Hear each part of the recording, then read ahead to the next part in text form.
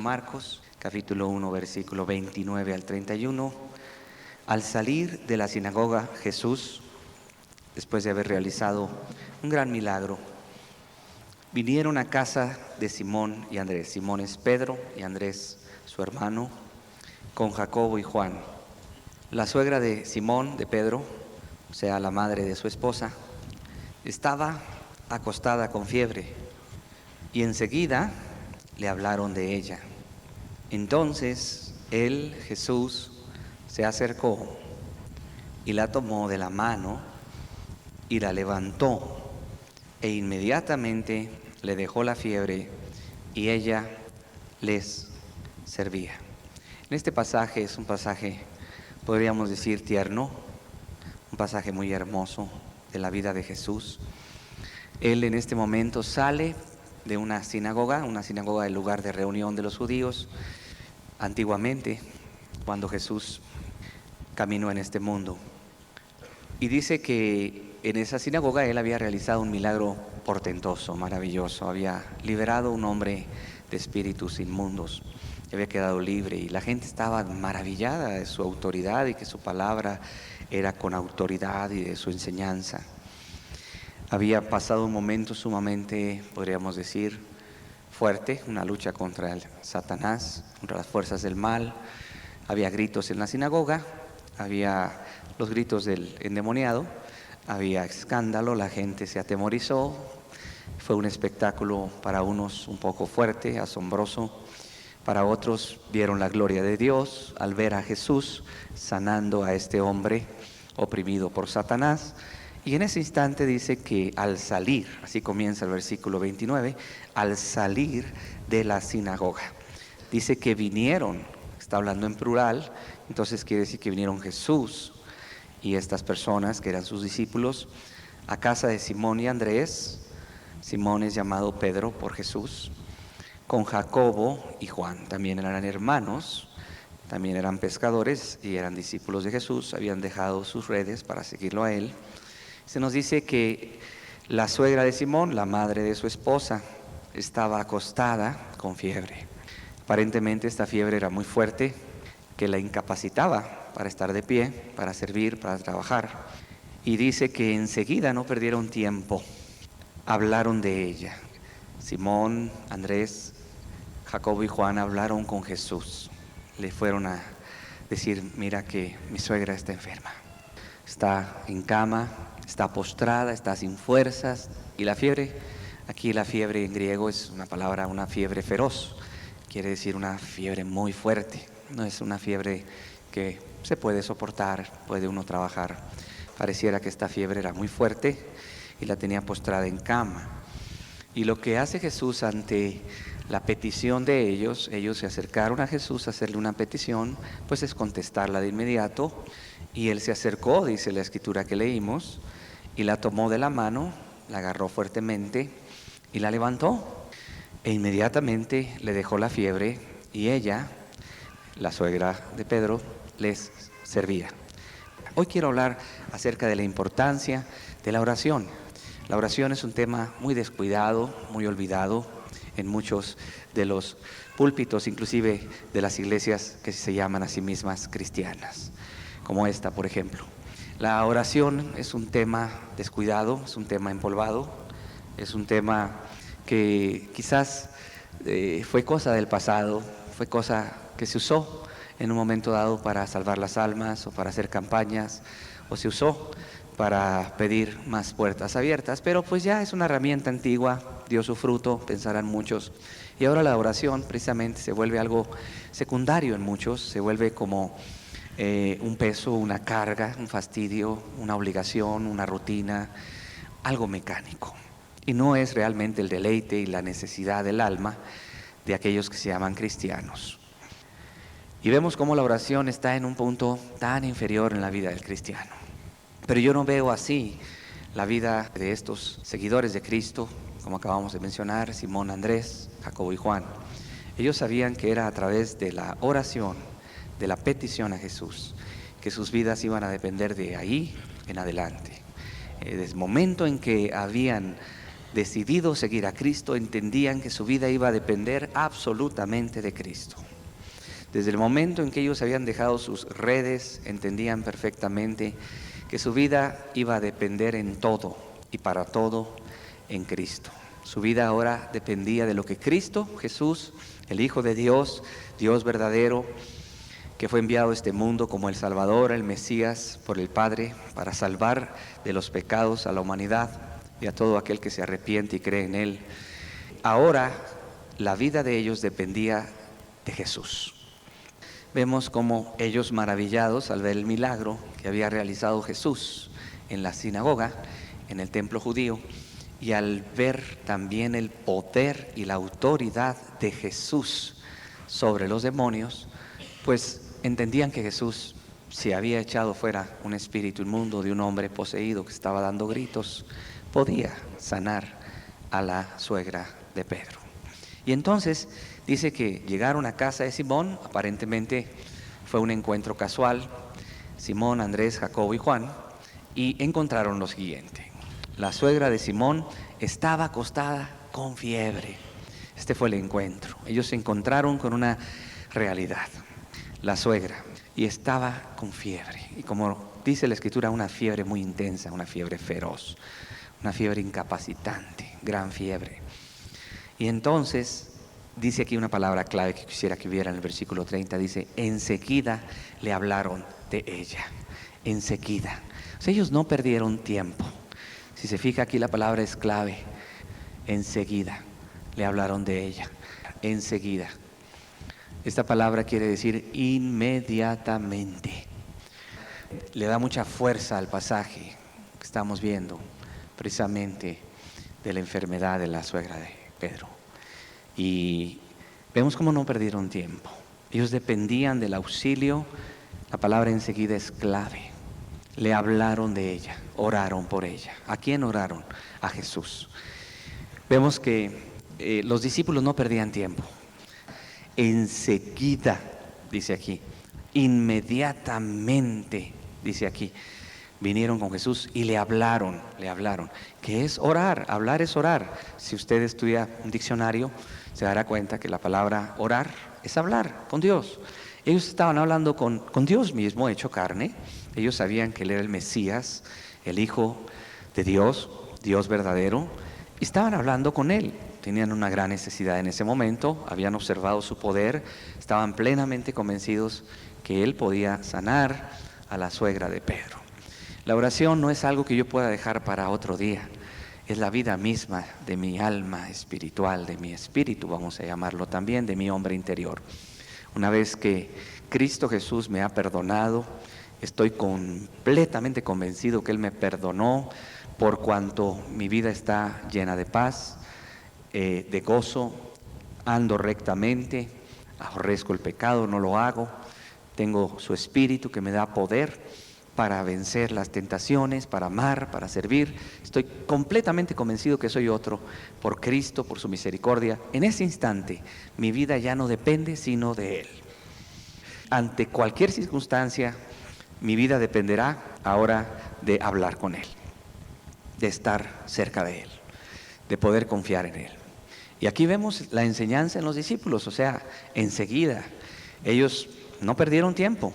Parecía que Jesús estaba sumamente dispuesto a hacer el milagro. No había en Él ninguna objeción, no había en Él absolutamente nada que impidiera que ellos pudieran recibir esa gracia, ese favor de Dios en ese instante. La vida del cristiano es así. Cuando tiene una relación recta con Dios, una vida limpia, sin pecado, su conciencia no lo redarguye, sabe que tiene las peticiones que ha hecho, dice la Escritura. No dice, se cumplirán, no dice, vendrán algún día. Él sabe, él está convencido, dice la Escritura, primera de Juan, que las peticiones que ha hecho las tiene ya las ha recibido. Hay una certeza, hay una convicción tan fuerte al haber orado. ¿Y al haber orado a quién? Eso es lo importante, porque pues nosotros que creemos en las Sagradas Escrituras y aquellos que han sido perdonados de sus pecados, sabemos que estamos orando a un Dios vivo. No estamos orando a un Dios inmisericordia, como es el Dios de los islámicos. Es un Dios que no tiene amor así lo menciona el Corán, es un Dios de castigo, es un Dios de ira. Ellos no conocen el término amor o el Dios de amor. Pues el Dios de los católicos es un Dios que está difundido en imágenes, en esculturas, y la gente no sabe a quién irle, quién le ofrece mejor opción en su oración. Entonces, pues, la gente está confundida, dice, pues, ¿a quién le pido, no? Y es lógico, ante tal galería de intercesores supuestos, porque la Escritura no habla de eso, pues la gente luego ya no sabe ni a quién irle. Si a María o a Judas o a Tadeo, no sé, todos los... Entonces la gente está confundida, no sé si usted me entienda. La gente no sabe a quién irle. Entonces, es lo mismo. Los testigos de Jehová, pues es una secta, obviamente todos lo conocemos, si no lo conocía usted, pues que niegan la deidad, la divinidad de Cristo. Están sin esperanza y sin Dios en este mundo. Simplemente creen en una serie de enseñanzas torcidas, chuecas de un gringo, que se le ocurrió a este gringo, pues decir que él tenía la verdad en los años 1800, a mediados de 1800. Fue un traficante de la necesidad humana, un hombre que fue metido en la cárcel, acusado por muchos fraudes, y finalmente su seguidor, un juez corrupto, pues transó a la gente con mucha lana y construyó unas mansiones en California, según esto, que porque iba a venir Elías para atenderlo bien, como si Elías estuviera buscando mansiones en este mundo impío que Dios va a quemar. Entonces, pues la gente no tiene a quién irle ahí en los testigos igual. Y si usted va a los mormones, pues olvídese la confusión. ¿Qué le ofrecen los mormones? Pues imagínese José Smith, un hombre adúltero con más de 80 esposas que murió balaceado. Pues una vida de un criminal gringo. Y pues la gente explota esto y vienen a nuestros pueblos latinos, tocan las puertas muy elegantemente vestidos, parecen ángeles del diablo, y pues están distribuyendo sus torceduras, sus herejías. Pues la gente vive sin Dios, ahora sí, sin esperanza. Ya no hablemos de la brujería y la superstición y de las limpias y todas las formas de tratar de buscar algún poder del cielo que pueda, una fuerza que pueda ayudarme en un momento dado a resolver un problema. Muchísimas gente se acercan a curanderos, a gente habladora, gente que tiene el don de engañar y decir, no, pues yo te arreglo esta situación. Qué diferente es cuando leemos las Sagradas Escrituras y vemos que solo hay un mediador entre Dios y los hombres, el cual es Jesucristo, el cual Dios ha dado testimonio de Él, y Jesucristo también al morir en la cruz por nosotros y hacerse hombre. Todos vemos que la vida de Jesús no solamente está escrita en la Biblia, y la Biblia narra de Él y dice de Él ser Dios verdadero y el intercesor, el mediador entre Dios y los hombres, sino la historia misma habla de Jesús. Los historiadores que narraron la vida de Jesús simultáneamente testifican lo que la Escritura dice, lo corroboran. Los lugares donde Jesús vivió existen. Usted va precisamente a Nazaret y encuentra ahí el pueblo de Nazaret, o a Belén donde nació, y así sucesivamente.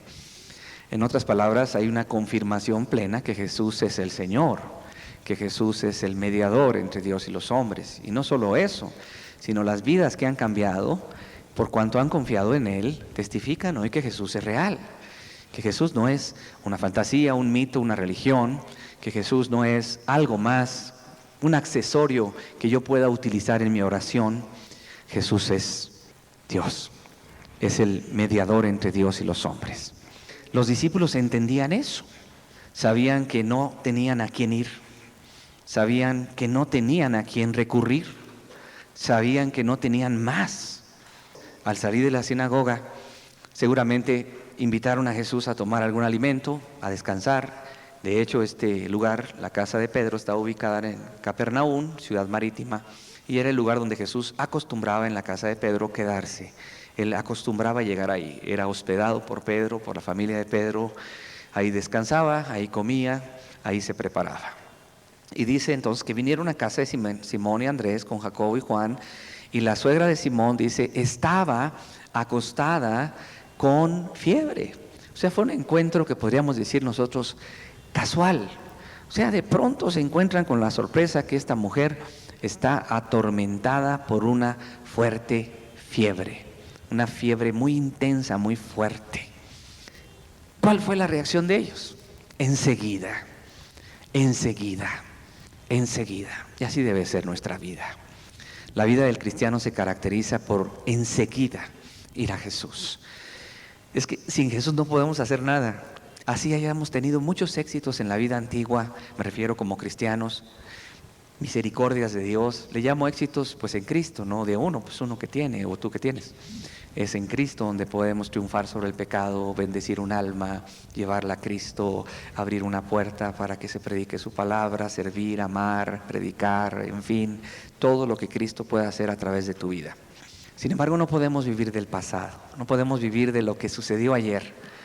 Mi comunión con Cristo debe ser diaria, personal, consciente, continua. ¿Por qué Pablo, el autor de más de la mitad del Nuevo Testamento, inspirado por el Espíritu Santo, escribió: orad sin cesar, orad en todo tiempo?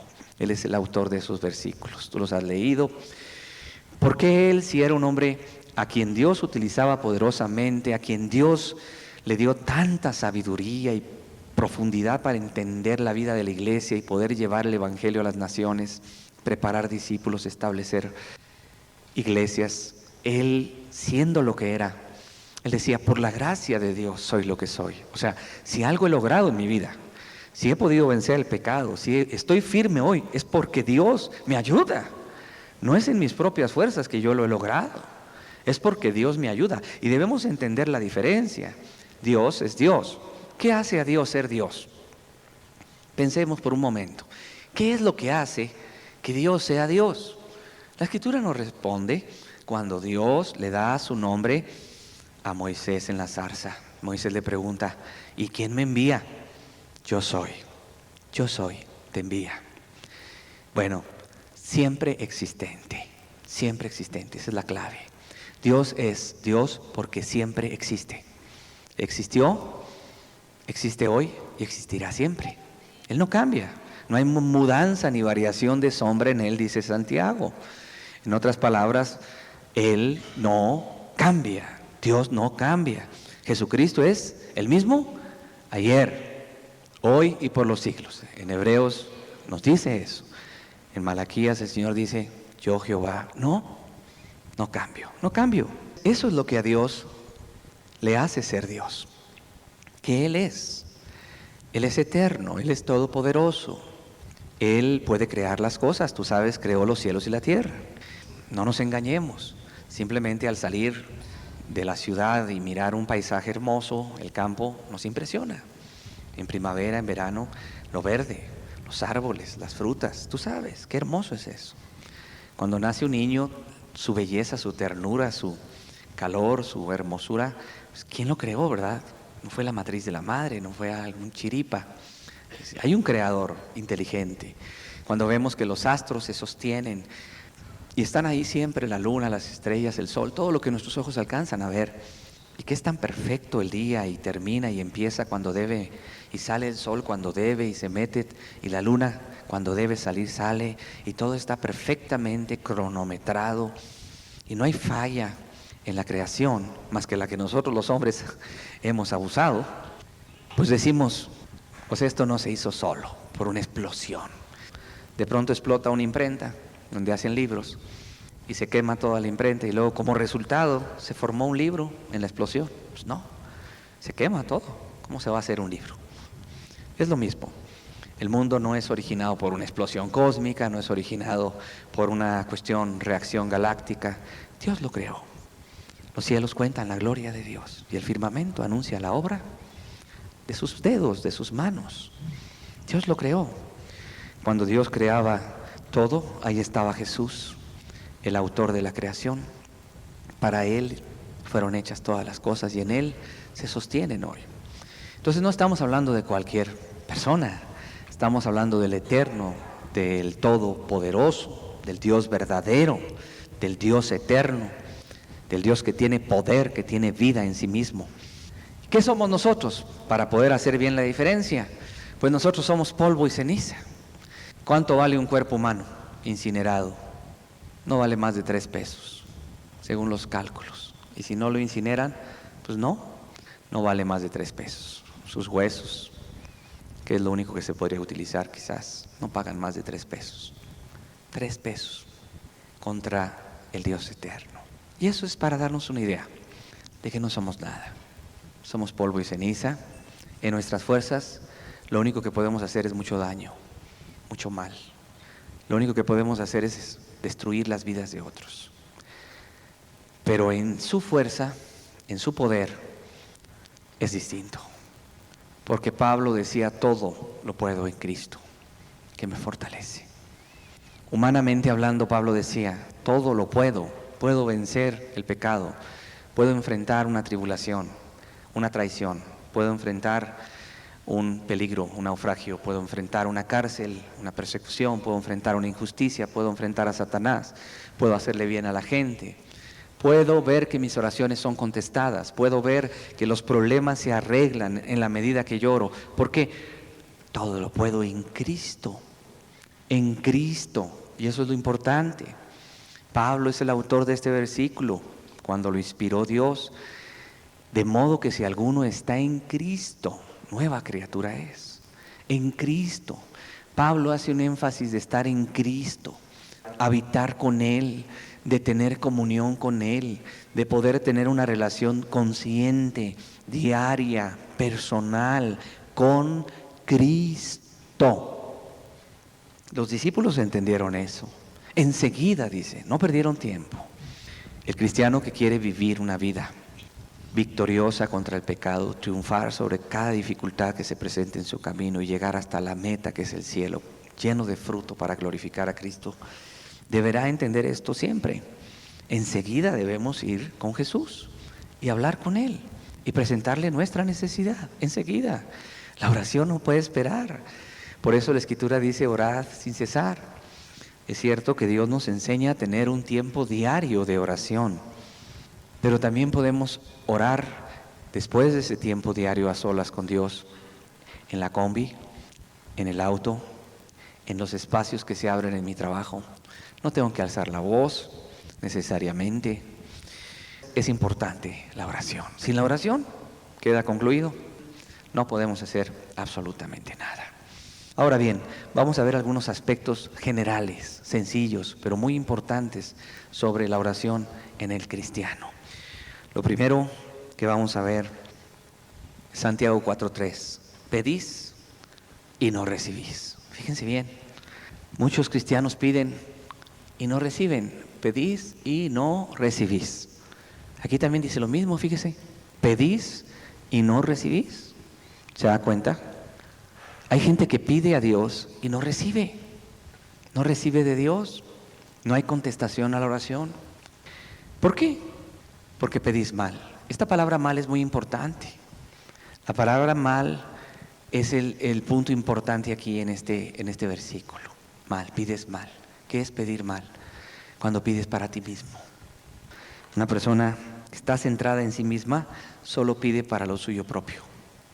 Y aún agrega Santiago, dice, para gastar en vuestros deleites. La palabra correcta es placeres. Deleites, placeres. No que te vas a ir a la disco, no que te vas a ir a un reventón, no que te vas a ir a un fin de semana a hacer maldad y media, no. Deleites quiere decir simplemente placeres. Hay gente que está pidiéndole a Dios, Señor, cambia a este esposo que tengo porque no puedo vivir con él así. Es un hombre malo, no lo soporto, le tengo amargura. Pide mal a la persona.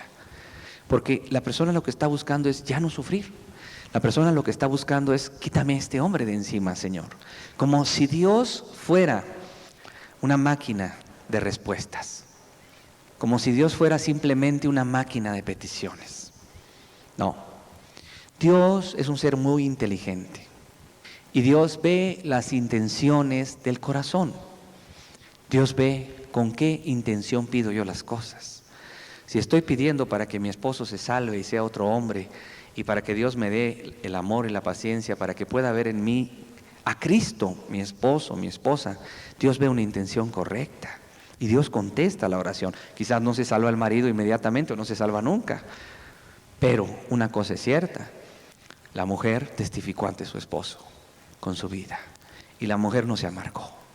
No pidió para sus deleites. La persona que es egoísta se centra en sí misma. No es que esté incorrecto pedir para nosotros mismos cuando somos cristianos, lo hemos dicho varias veces.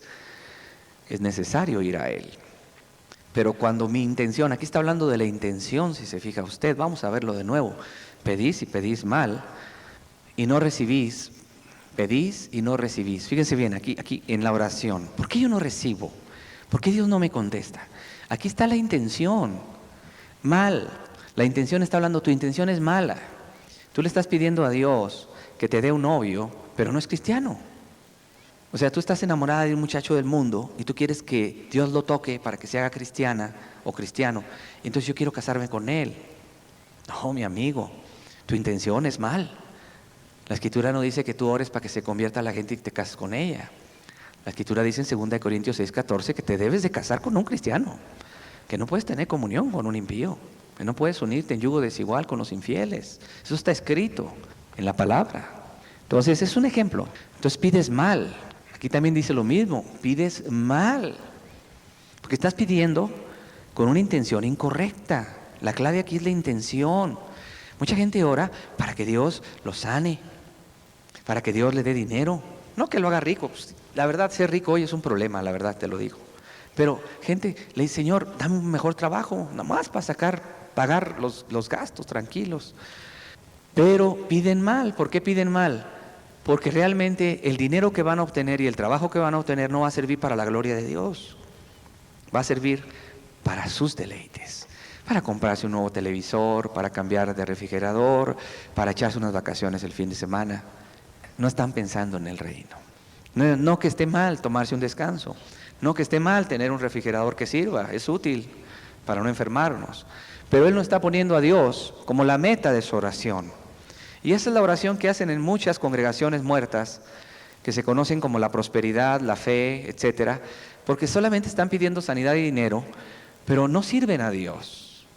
Viven en sus deleites, aman el mundo, aman las cosas de este mundo, nunca se quiebran, nunca lloran por un alma perdida, no son de los que andan buscando a los necesitados para hacerle un bien, solamente están buscando que Dios les dé una mejor vida. Y créeme, mi amigo, mi hermano, Dios no está para eso. Dios no está para dar mejores vidas. Dios no es una máquina de respuesta, no es un banco, no. Es un ser inteligente. Y Él quiere tu vida primero, quiere que lo sirvas a Él, quiere que dejes tus pecados, quiere que dejes de ofenderlo, quiere que dejes tus mentiras, tus malos pensamientos, tus orgullos, tus rencores, tus iras, tus contiendas, tu mal carácter, tu geniecito, tu forma de ser muy particular. No, eso no quiere Dios. Él es santo, Él es puro, Él es limpio. Podríamos hablar de Dios, no terminamos, pero quiero enfocarme a la oración.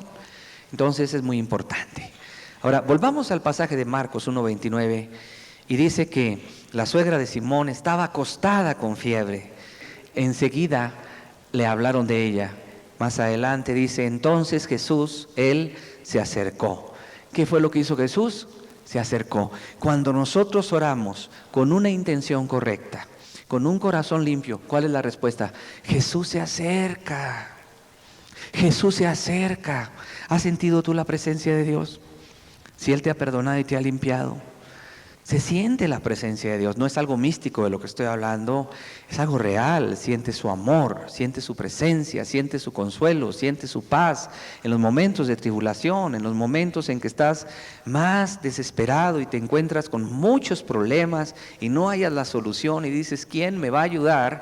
Cuando tú oras correctamente a Él, con una intención correcta, por cuanto le sirves a Él, lo amas a Él, te has arrepentido de tus pecados y no quieres gastar en tus deleites, sino quieres buscar no caer en pecado para glorificarlo, hacer el bien a la gente, poder perdonar una situación difícil, aunque no guarda rencor, pero está siendo tentada a amargarte en ese momento por lo que sufriste o lo que estás viviendo, tú pides y mira lo que sucede. Él se acercó y la tomó de la mano. O sea, la oración hace a Dios muy real.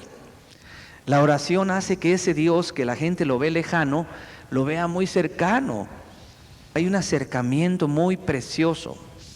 Y la levantó, y esta palabra la levantó quiere decir, la despertó, la levantó, así como se dice, la levantó, estaba acostada, pero también quiere decir cuando una persona se despierta de un sueño de muerte. Cuando una persona se despierta de un sueño de muerte. Yo he visto enfermos, y muchos hermanos me han platicado también que lo han visto, que están a punto de morir en un sueño de muerte, en coma, están desahuciados, y se levantan después de orar por ellos y piden de comer, se sanan. Ese es el significado literal aquí, pero en el griego también quiere decir cuando una persona se levanta de un sueño de muerte. Y un sueño de muerte, más que nada, espiritual. Y la palabra espiritual quiere decir cuando una persona está perdida en sus pecados. Que está perdida, o sea, está lejos de Dios. No es una persona que ha sido perdonada, que tiene paz con Dios, que vive una vida recta. No. Y muchos de los que están aquí necesitan urgentemente que hijos, familiares, esposos, esposas, seres cercanos, despierten de ese sueño de muerte. Porque si no despiertan en este mundo para darse cuenta que están perdidos en sus pecados y lejos de Dios, van a despertar en el infierno y será demasiado tarde. Será demasiado tarde. Yo no sé qué padre de familia pueda estar tranquilo y dormir si su hijo está perdido. Un adolescente, un joven. ¿Por qué? Porque si ese joven o ese muchacho o ese esposo o esa esposa, esa persona querida, amada por esa relación familiar, no despierta por el Espíritu Santo que viene cuando oramos, así como Jesús se acercó, el Espíritu se acerca a la persona por la cual estamos orando y la toca, exactamente hace lo mismo, y la despierta de ese sueño de muerte. Ejemplos, creo que aquí hay varios que podrían pararse y decir: yo estuve orando por fulano de tal, y ahora esa persona está en Cristo. En la vida de un servidor, de otros que estamos sirviendo a Cristo, son muchos, de gente que estaba totalmente perdida, ajena de Dios, que vivía pecando a sus anchas, ofendiendo a Dios y a su prójimo. Y de pronto un buen día, Dios le manda un sueño en la noche, un sueño, donde la persona se ve entre las llamas del infierno, o la persona se ve en un accidente horrible y terrible y se despierta y lo primero que hace en la mañana es buscar ayuda. Y posteriormente decide apartarse de sus pecados. Dios se acercó tanto a esa persona que la tocó, la levantó, la tomó de donde estaba, en esa muerte espiritual, en sus pecados, en sus amarguras, en sus odios, y la levantó y la despertó de ese sueño de muerte, y ahora esa persona tiene vida. Qué poderosa es la oración en Cristo. No solo la oración así nada más, en Cristo.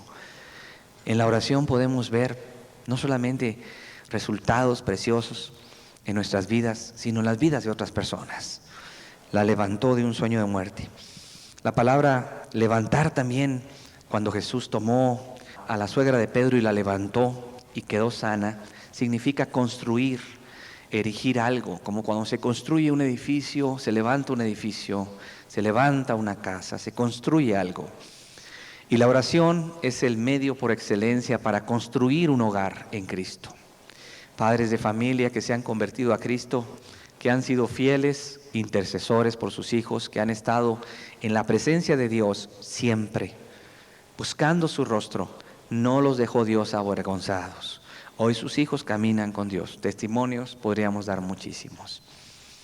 La oración puede hacer que la familia pueda ser erigida o construida en Cristo. La familia también quiere decir levantar cuando algo se produce, algo que no existe, algo que no se ve aparece. Situaciones, vamos a hablar ya, que tienen que ver con lo que naturalmente en nuestras fuerzas no podemos lograr, sobrenaturalmente Dios en su poder lo puede hacer. Desde sanar un enfermo, desde proveerme económicamente de pronto. ¿De dónde salió este dinero? No sé, pero ahora puedo pagar esa deuda. ¿De dónde salió esta necesidad que tanto me urgía, esta medicina, esta situación? ¿De dónde vino? De la oración. Entonces vemos que la oración es importantísimo. Vamos a hablar del sueño de muerte. Lucas capítulo 15, versículos 11 al 14, nos habla de un muchacho. Y este muchacho era menor, eran dos hijos, uno menor, otro mayor. Y entonces comienza la historia verídica y real, dice, también dijo, Jesús está hablando, un hombre tenía 2 hijos. Fíjense bien, un hombre tenía 2 hijos y el menor de ellos dijo a su padre, Padre, dame la parte de los bienes que me corresponde. Y les repartió los bienes. No muchos días después, juntándolo todo, el hijo menor se fue lejos a una provincia apartada. ¿Y qué pasó? Y ahí desperdició sus bienes viviendo perdidamente. Y el versículo siguiente dice, y cuando todo lo hubo malgastado, vino una gran hambre en aquella provincia y comenzó a faltarle. ¿Qué hace un padre cuando su hijo le dice, sabes qué, me voy a perder en el mundo, ya no quiero saber más de Dios y voy a gastar mi vida en placeres, cualquiera que tú creas? ¿Qué crees que hizo este hombre cuando su hijo se fue? Se puso a orar, se puso a interceder, se puso a clamar, se puso a rogar, porque ese muchacho estaba perdido, iba camino al infierno. Vivía en la casa del padre, tenía todo con el padre, tenía una relación con el padre, tenía todo sustento, todo abrigo, era heredero legítimo de lo que el padre tenía. Sin embargo, de pronto, decidió por su propia voluntad, el diablo le presentó el mundo muy bonito y dijo, voy. Pero el padre empieza a orar y empieza a clamar a Dios y empieza a rogarle por él. Y apareció algo inesperado. ¿Qué fue lo que apareció? ¿Vino qué? Una gran hambre en aquella provincia. Y aquí vemos la palabra levantar, levantar, levantar. Jesús tomó la mano de la suegra de Pedro y la levantó. Quiere decir también cuando algo que no existía aparece para poder tocar el corazón de alguien. Circunstancias misteriosas, si quieres llamarlas, que de pronto se manifiestan y dices tú, híjole, ¿qué pasó aquí? Ah, es Dios que está orando para que ese joven insensato que dejó a su padre recapacite. A veces la oración puede ser, Señor, mueve circunstancias alrededor de esa persona, de ese hijo mío, para que sea quebrantado, para que pueda ver que este mundo no le ofrece nada bueno. Es una oración sencilla. Y entonces vemos que en el versículo 24 describe cuál era la situación de ese hijo, porque mi hijo muerto era. ¿Por qué estaba muerto? Por su pecado. Cuando oramos, aquellos que están muertos en sus pecados, que están perdidos, que están en un sueño de muerte, pueden volver a entender su condición perdida como y ha revivido. Se había perdido y es hallado, y comenzaron a regocijarse. O sea, aquí está la palabra, muerto era y ha revivido. Ha revivido. Si no estaba muerto físicamente, ¿verdad que no estaba muerto físicamente? ¿Estaba muerto qué? Espiritualmente, pero ha revivido. Él mismo dijo, he pecado contra el cielo y contra mi Padre. Hubo una convicción de pecado, un apartarse del pecado, y vino humildemente con el Padre y recibió el perdón de Dios. Se había perdido y es hallado. La oración hace que aparezcan situaciones que uno dice, ¿cómo fue? ¿Cómo Dios obró? No lo sé. Pero Dios lo hace. Estamos hablando de la oración, la importancia de la oración en la vida del cristiano. Vemos también en Santiago capítulo 5, versículo 16, cuando habla sobre la oración. Y está hablando a los cristianos.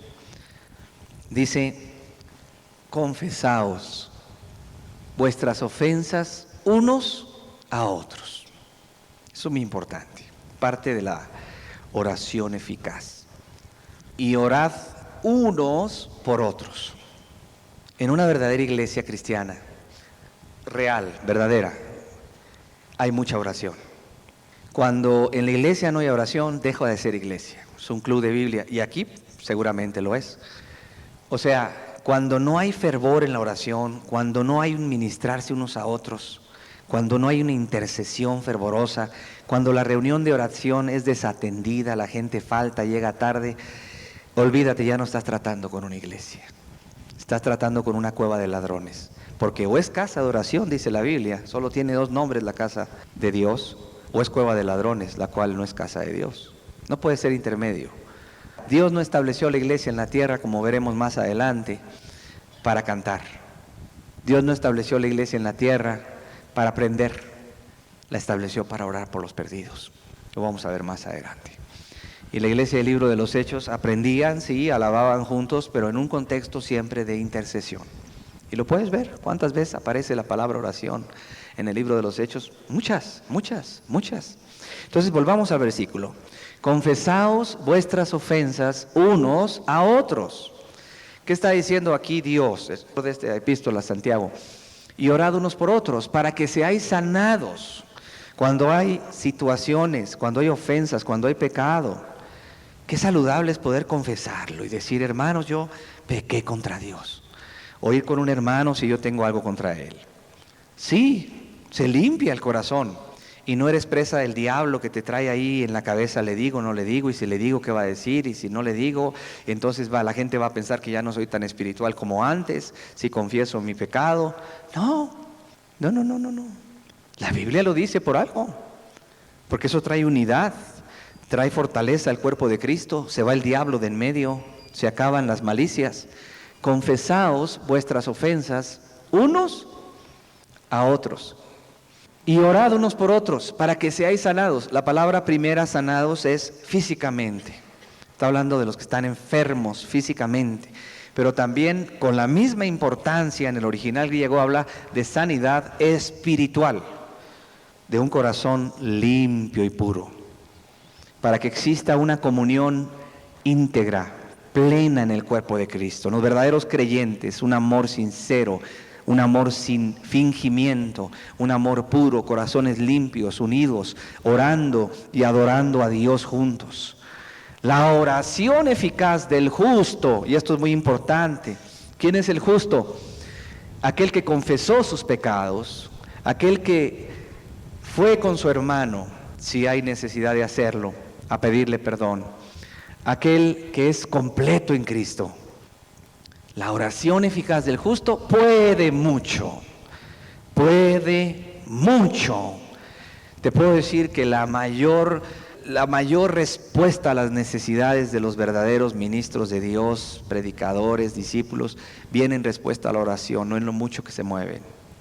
Es en la oración. Pasan tiempo con Dios orando. Porque es ahí donde Dios contesta. Esta iglesia, anteriormente, años atrás, se caracterizaba por interceder mucho. Yo lo vi con mis ojos. Yo llegué aquí a una reunión que se caía el techo de intercesión. Pero conforme va pasando el tiempo y se va enfriando el amor a Cristo y el amor a las almas, y no se sabe colocar en primer lugar a Cristo, y se pone en primer lugar el afán, la ansiedad, los problemas, las necesidades, y se empieza a desintegrar el equipito de oración, no importa que sean 4 o 5, se acaba la oración. Entonces, ¿qué queda? Un grupo de personas que sobreviven espiritualmente en un precipicio, unos cayéndose y otros, soy el que sigo. ¿Por qué? Porque no hay intercesión. ¿Cuál es la respuesta de todo esto aquí? La falta de oración. ¿Cuál es, podríamos llamarlo, el pecado, de lo cual debe arrepentirse esta iglesia? La falta de oración, la falta de intercesión. No hay. Habrá quienes oran en lo personal, habrá quien se junta con otra persona, pero no es el contexto de la iglesia. Y esto es algo que viene de arriba, del Espíritu Santo, de Dios, como una instrucción. Esto no es un sermón, esto no es un mensaje. Ojalá lo puedas tomar como de Dios y hacer un cambio radical en esto. Porque si no, olvídate. No es que falte un gran predicador elocuente aquí. Mira, para curas, olvídate. Te puedo traer curas bien vestidos, con unos sacos negros, unos anillos así.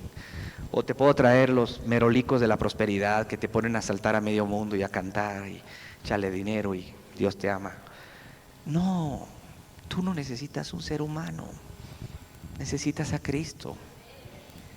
Pero es que aquel hermanito predicaba. Pues sí, hermano, aquel hermanito predicaba, pero ahorita está de mártir, perdiendo su vida por Cristo, con medio riñón. Y yo no sé si están orando por él. Bueno, quien lo haga, gracias a Dios. Pero es que aquel otro hermano. Y entonces empieza a vivir de recuerdos. ¿Tu fe estaba fundada en quién? En el hombre. Porque cuando está fundada en Cristo, puedes estar con los hermanos más sencillos, en la sierra, ponle nombre con los indígenas más humildes de este país, y si son cristianos, ahí se siente la gloria de Dios. ¿Cierto o no es cierto? No es difícil. Yo lo hago a veces. Yo traigo una carga muy fuerte de oración y voy con un hermano y le digo, vamos a orar, hermano, por esto. Yo no me ando fijando si él es pastor, predicador. Claro, hay cosas que puedo orar con él y hay cosas que son discretas, íntimas, que a lo mejor no le conviene saber a él. ¿Para qué lo preocupo? Pero volvamos al pasaje. Confesaos vuestras ofensas unos a otros. Qué bien le haría aquí al Espíritu Santo que no por un acto mecánico, sino por un acto real del Espíritu, el próximo día de oración confiesen sus pecados aquí, sus tibiezas, sus faltas de amor, su falta de oración. De veras, confiénseselas a Dios, no al hombre. Pero dice, unos a otros. Qué bonito es eso en la comunión, decir, yo fallé en esto, oren por mí, yo fallé en aquello. Y se limpia, hermano, se limpia. El diablo sale por esa puerta, ya no tiene sus garras puestas. Ay, si saben, y ya no hay transparencia, y ando con mis cositas, y guardo cosas aquí adentro en mi corazón. Hermano, no hay nada mejor que ser transparente. De veras te lo digo. Las personas que permanecen hoy, que caminan con Dios, y tú puedes ser una de ellas, si están hoy en Cristo, felices y con fruto, es porque han sido transparentes. Ser transparente no es síntoma de debilidad. Ser transparente no es síntoma de que te vas a humillar ante un hombre. Ser transparente no es que vas a exponerte a que te castiguen y te apaleen y te echen fuera. Ser transparente es buscar sobre todas las cosas que Cristo sea primero en tu vida. Y que para poder hacerlo primero en tu vida necesitas un corazón limpio. Y necesitas ayuda. Hermano, pertenecemos al cuerpo de Cristo, los que hemos sido salvos por su gracia. No podemos andar de llaneros solitarios.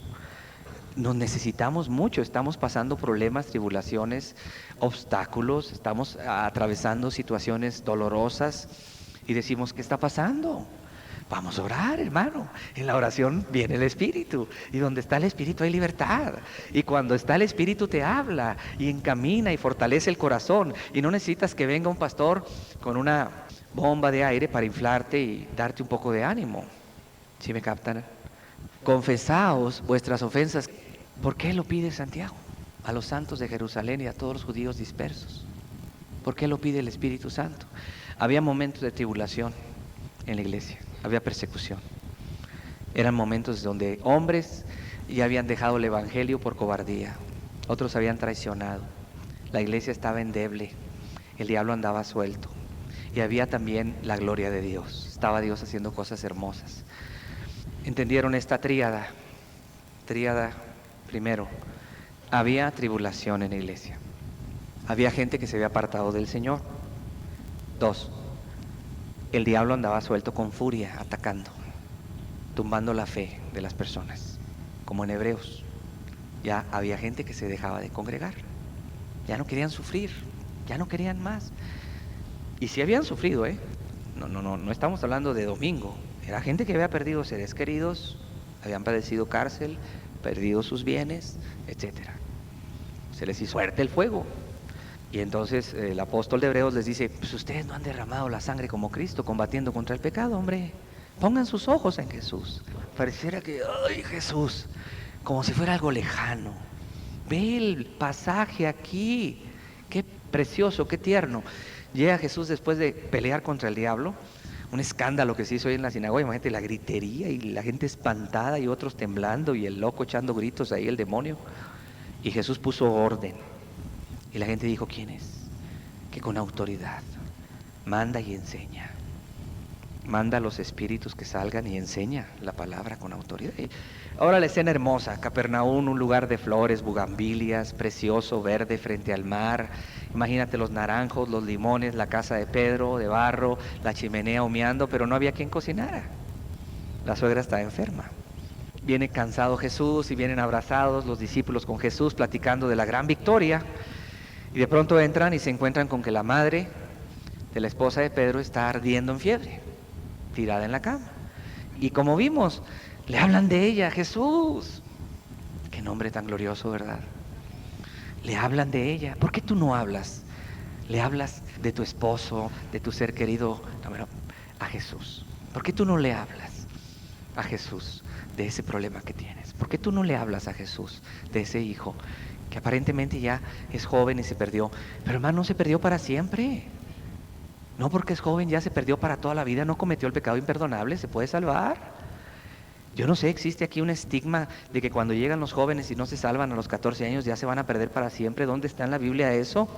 Hay oportunidad que se salven. O que ya de plano ya los desechamos como si fueran objetos inservibles y ya nos doblamos de brazos y ahora sí somos menos y ahora no tenemos jóvenes, no tenemos esto y no tenemos aquello, al rato no vamos a tener nada. Háblenle a Jesús de eso. ¿Por qué no le hablas a Jesús? Y cuando le hablaron a Jesús, entonces ¿qué hizo Jesús? Se acercó, se acerca a tu vida. Y la tomó de la mano y la levantó e inmediatamente le dejó la fiebre y les servía. Qué hermosa escena, qué tierna. Ya imagino a la suegra de Pedro preparando ahí el alimento, poniendo la mesa. Jesús sentado, platicando, abrazándose unos a otros, sonriendo, gozándose. Ya humeaba el guisado que estaba preparando, el pan, todo riquísimo. Qué linda tarde, y si llovió más, ¿verdad? Ahí estaban juntitos. ¿No es tierna esta escena? ¿No se puede vivir así con Jesús? ¿Eso está muy lejos de ti? ¿Es imposible o qué? ¿Es un Dios lejano, inalcanzable? Sí, hubo un escándalo terrible antes. A lo mejor tú estás igual, acabas de observar escándalo y dices, ¿qué pasó aquí, hombre? ¿Qué gritería es esta en mi casa, en mi trabajo o con esta persona en la iglesia? ¿Qué escándalo se traen, hombre? Pero acuérdate que Jesús está ahí. No solo controla el escándalo, sino también quiere acercarse a ti y quiere ministrarte y quiere que le digas, que le hables de lo que te aflige. Esa es la enseñanza aquí, no es otra, es literal. Tomémosle sus palabras. Ahora bien, hablando de la oración en Marcos 11, 24 y 25, dice, por tanto os digo que todo lo que pidieres, ¿cómo se pide? Orando. Esta es la parte central. Creer, esta es la palabra central de este pasaje. Creer. Se requiere una confianza real, obediente, de corazón. Y yo quisiera explicar que la palabra confianza no significa sentir bonito. La palabra confianza no significa sentir cosquillitas en el corazón. La palabra confianza no significa sentir un calorcito adentro. Ay, creed que lo recibiréis. Creer. La palabra confianza significa que no importando cómo te sientes, cómo te tratan, cómo te va, cómo estás, puedes estar en la lona, pero tú actúas persuadido y convencido que Cristo es un Dios verdadero y que si Él dijo que si crees, recibes, entonces pides en oración. No se siente nada la fe, ¿sabían ustedes? La fe es racional. La fe viene ¿por qué? Por el oír sermones el domingo. La palabra de Dios, claro que sí, la palabra de Dios. En otras palabras, nuestra oración debe estar saturada de la Escritura. Hay más poder en una oración de un minuto, acompañada de la palabra y una fe real en ella, que 2 horas de oración, de rezos, los martes. Échenme piedra si quieren, por hereje. Pero aquí Jesús no puso límites, solo dijo, por tanto os digo que todo lo que pidiereis, ¿qué? La recibiré. Esta es la clave. Puedo orar 2 horas sin creer, no pasó nada. Y cuando Jesús estuvo frente a la tumba de Lázaro, le dijo a su padre, yo sé que siempre me oyes. ¿Qué quiere decir? Él no se puso a orar 2 horas para que Lázaro resucitara. ¿Qué hizo? Habló. Lázaro, sal fuera. ¿Habló qué? Su palabra. Y es lo que Dios honra, la palabra. Aclaro. Esto no quiere decir que yo voy a abandonar mi tiempo de oración diario con Dios. Si es 1 hora, si son 2 horas. Pero lo voy a hacer con fe. Y durante el día, cualquier oración que yo haga, con fe, la recibiré. y vendrá. No porque lo dice fulano, lo dice ¿quién? Jesús. ¿Por qué no pides? Si te está dando estas promesas grandes, preciosas, dice Pedro, pide. Pero aquí dice algo el Señor. Y cuando estéis orando, perdonad si tenéis algo contra alguno. Y esto es muy importante. Dios se compromete a responder nuestras oraciones en la medida que estemos dispuestos a creer, a confiar en Él, en su palabra y a perdonar. ¿Por qué perdonar? Porque Jesús era muy sabio, es Dios. Y en ese momento sabía que sus discípulos iban a atravesar por distintas situaciones, persecuciones, problemas en casa, problemas afuera, dentro de la iglesia, falsos hermanos, dice la Escritura, dice el apóstol Pablo, falsos hermanos, traiciones, dimes y diretes, roces. Entonces, si tú no tienes un corazón perfecto para con tu hermano, limpio, donde no hay amargura, rencor, resentimiento o mal sentimiento, o dices tú, ya no quisiera acercarme a este hermano porque, no sé, siempre me reprende, siempre me llama la atención, siempre me dice cosas, y no te das cuenta que la persona lo hace por tu bien, porque te ama. Y te empiezas como a espinar, como a resentir contra tal persona. Cuidado, cuidado. Porque entonces dice que si no perdonas, si tenéis algo contra alguno, para que también vuestro Padre, que está en los cielos, os perdone a vosotros vuestras ofensas. No hay perdón de Dios si no perdonamos a nuestro prójimo, a nuestro hermano. El perdón de Dios está condicionado a que perdonemos. Mucha gente quiere ser perdonada, quiere ser escuchada por Dios, que se acaben sus problemas. Y yo entiendo, hay gente que sufre muchísimo, viven en un tormento continuo en la mente, problemas, aflicciones, aprensiones. Pero si no perdonas, ¿cómo quieres que el Dios, que es santo, que es amor, que perdonó en la cruz a la humanidad, al que se arrepiente y cree en Él, te vaya a perdonar a ti? Cuando tú que eres polvo, dijimos hace un rato, somos polvo, somos ceniza, no perdonamos, compárate con Dios. Entonces, es importante perdonar, mucho, muy importante perdonar. Aún entre hermanos, ya para acabar pronto, cuando no hay un amor, ágape, Dios no escucha la oración. El amor que todo lo soporta, el amor que todo lo sufre, el amor que está dispuesto a no irritarse, a no guardar rencor, etc. Si nada más nos reunimos mecánicamente a orar y no hay un amor, no digo un amor pasajero, emocional, no, un amor sincero que va acompañado de hechos, un amor práctico. Yo te amo, hermano, órale, vamos a orar, vamos a pedir. Se formaran grupos de oración pequeños y oraran con fe, unidos en una misma mente y corazón, y le hablaran a Jesús de esas necesidades, peticiones, ruegos, súplicas, cargas. Hermanos, esto sería diferente.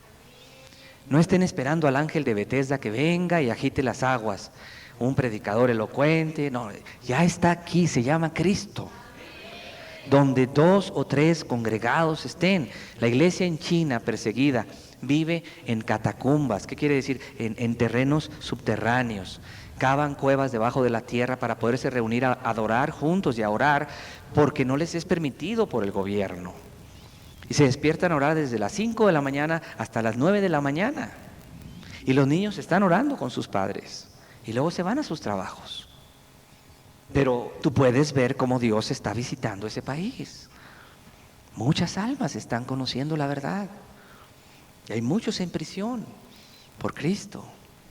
¿Cómo verá Dios que aquí tienes la libertad de orar, que no te persigue nadie, que tienes un lugar para reunirte a orar y vienes distraído, tarde, con cargas mentales, con la mente entorpecida, sin ganas, por rutina, por compromiso? No, no hay amor. El amor, la unidad, el buscar mismos, la misma meta juntos, buscar lo mismo juntos. Qué importante es. Cuando oréis, creed. Cuando oréis, creed que lo recibiréis y os vendrá. Cuando oras, debe haber una certeza de que eso que has pedido va a venir. Si no hay una certeza, no vendrá jamás. Creer es confiar, creer es convicción en que lo que Dios dice es verdad, creer es creer en la verdad, en la palabra, creer es confiar en que Dios es fiel, en que si Dios dijo, Dios va a hacer. que Dios es capaz de hacerlo, que Dios es poderoso para hacerlo. Cuando oréis, creed, cuando oréis, perdonar, pero también es importante, en Proverbios 28:9 nos dice con respecto a la oración, guardar y obedecer la palabra de Dios. Proverbios 28:9 dice, el que aparta su oído para no oír la ley, su oración también es abominable. El que aparta su oído para no oír, aquí la palabra oír se traduce también obedecer. El que aparta su oído para no oír, para no obedecer la ley, los mandamientos de Dios, su oración también es abominable. Y esto es muy importante, porque muchos oran y no reciben, porque no obedecen los mandamientos, punto. No quieren amar a Dios sobre todas las cosas, a su prójimo como a sí mismo, no quieren perdonar, siguen murmurando, siguen levantando falso testimonio contra otros, mintiendo, guardando rencores, amarguras, como mencionamos. Pero la ley de Dios no solamente es no matarás, etcétera. La ley de Dios es, y se resume en una palabra, amor, en una sola palabra. La ley es amar. Un nuevo mandamiento os dejo, dijo Jesús, que os améis unos a otros como yo os he amado a ustedes, hablando de su sacrificio, su muerte, su resurrección, la vida eterna, todo lo que les dejó. Y si yo no amo a mi prójimo, si yo no veo por las necesidades de otros. A ver, ¿qué sucedió cuando la suegra de Pedro fue sanada? Se levantó y ¿qué hizo inmediatamente? Les servía. La palabra es ministraba, la palabra es diaconeo, quiere decir ministrar las necesidades de otros. O sea, Dios la sanó, pero ella dijo, mi sanidad no es para yo apacentarme, para seguir en una indolencia o insensibilidad ante las necesidades de otros, es para servir. Y la mujer se puso a servir. Y la palabra ministrar, servir, que utiliza ahí Marcos en el pasaje que hemos leído ya varias veces, en Marcos 1, es suplir las necesidades de los pobres, de las viudas, de los huérfanos. Literalmente es eso. Visitar a los enfermos, a los presos a la cárcel. Son las palabras que utilizó Cristo cuando dijo, si esto lo hicisteis a uno de estos mis hermanos más pequeños, a mí me lo hicisteis. Entonces, guardar la ley no es solo no matar, no robar, no adulterar, no codiciar, no levantar falso testimonio, etcétera. Es amar a Dios con todo el corazón y con todas mis fuerzas. Es la oración, porque no hay acto que pueda mostrarle a Dios mi amor, sino es la oración. ¿Cómo le puedo demostrar a Dios que lo amo? Si no es a través de la oración, buscando su rostro, buscándolo a Él, y amar a mi prójimo como a mí mismo. Y está hablando de los que me rodean, la gente que está a mi alrededor. Y dentro de los que están a mi alrededor hay mucha gente que sufre, hay mucha gente que tiene necesidad, hay mucha gente que yo debo buscar suplir sus necesidades y no quedarme con los brazos cruzados. Entonces, ¿por qué Dios no contesta la oración de muchos que Dios perdonó, que Dios les dio la salvación, etcétera? Porque están con los brazos cruzados pensando que por no pecar ya son ante los ojos de Dios aceptos. No hay pecado más grande que no amar, que no ver por las necesidades de otros. Vemos que el que aparta su oído para no obedecer, oír la ley, su oración también es abominable. Isaías 56:7, y los llevaré a mi santo monte, y los recrearé en mi casa de oración. Sus holocaustos y sus sacrificios serán aceptos sobre mi altar, porque mi casa será llamada casa de oración para todos los pueblos. Fíjense, esta palabra de Dios a través del profeta tiene un doble aspecto. Futuro, el reino eterno, el cielo, y nos dice que vamos a ser recreados en su casa. ¿Sabías tú que existe el cielo? Que existe ese lugar de recreo, de paz, de tranquilidad, de sosiego. Ese lugar donde no habrá lágrimas en los ojos, dolor en el corazón, preocupaciones, ansiedades, angustias, problemas, diablo, peligros, aflicciones, cansancios, enfermedades, muerte. Al contrario, estará Cristo recreando, pastoreando, dirigiendo a las fuentes de las aguas, al árbol de la vida, a su rebaño. ¿Y sabes qué vamos a hacer en el cielo? Mucho de lo que vamos a hacer en el cielo es adorar a Dios. Y el acto más profundo de la oración, más sublime, se llama adorar. La verdadera oración te lleva a adorar. La oración seca, cierras tu carpeta de peticiones y te vas, como quien fue al súper, hizo su lista y ya llenó su bolsa de mandado. No, la oración genuina, quebrantada, confiada, de un corazón limpio, te lleva a adorar a Dios, a adorarlo, a darle gracias por lo que Él es, no por lo que Él hace, por lo que Él es. Él es santo, Él es grande, Él es precioso, Él es poderoso, Él es el Salvador, es el que te amó, el que se entregó en la cruz por ti, el que hoy vive, etc. El que te ha redimido del pozo de la desesperación. Él es, Él es, Él es. Y los llevaré a mi santo monte y los recrearé en mi casa de oración. Pero este pasaje lo citó Jesús, ¿cuándo lo citó? En el Nuevo Testamento.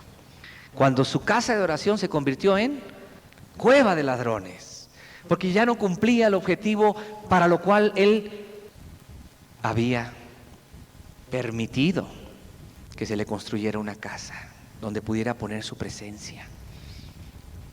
Ya no cumplía el objeto.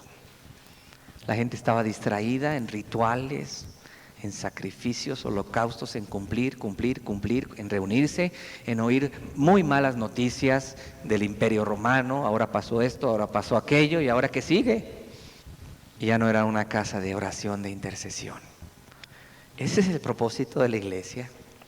En el Nuevo Testamento, la morada de Dios ya no son edificios, ¿verdad? Ya no son paredes, ahora son creyentes. Son templos y un templo del Espíritu, como dice 1 Corintios 3:16. ¿Qué es lo que se hace en un templo de Dios? O en el templo de Dios. ¿Qué dice aquí este versículo? ¿Cuál es la actividad que se realiza? ¿El templo de Dios qué es? ¿Socializar? ¿Estudiar? ¿Es un club? ¿Es una escuela? ¿Es un edificio? ¿Qué es? ¿Qué se realiza en el templo de Dios? Casa de oración. Y cuando hay esta vida de oración, dice, sus holocaustos y sus sacrificios serán aceptos sobre mi altar. Cuando el cristiano sabe que depende de Jesús para todas las cosas y enseguida habla con Jesús de sus necesidades y es una persona que está cerca de Él y sigue confiando en Él y en su palabra, no solamente Jesús se va a acercar a Él y le va a ministrar sus necesidades y Jesús va a hacer que situaciones imposibles se vuelvan posibles como la del hijo pródigo, sino además nuestros sacrificios y holocaustos. ¿Cuáles son los sacrificios en el Nuevo Testamento? Habremos de quemar un cordero. A ver, ¿qué podemos ofrecerle a Dios? Fruto de labios que invoca su nombre. Dice Hebreos capítulo 13. Fruto de labios. Señor Jesús, te adoro, te bendigo. Eres lo máximo, Señor.